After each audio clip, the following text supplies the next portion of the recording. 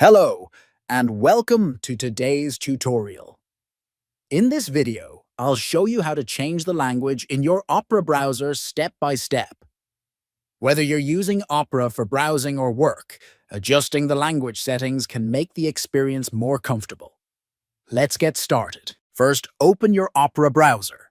Next, click on the red Opera logo in the top left corner of the window. From the drop-down menu, click on Settings. On the Settings page, look to the left sidebar and click on Browser. Now, scroll down until you find Preferred Languages. Click on Add Languages. Choose the language you want from the list, then click Add.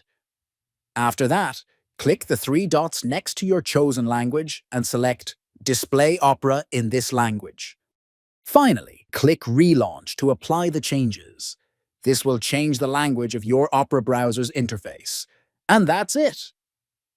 You've successfully changed the language in Opera. If you found this video helpful, don't forget to like and subscribe for more tutorials. Thanks for watching, and see you next time.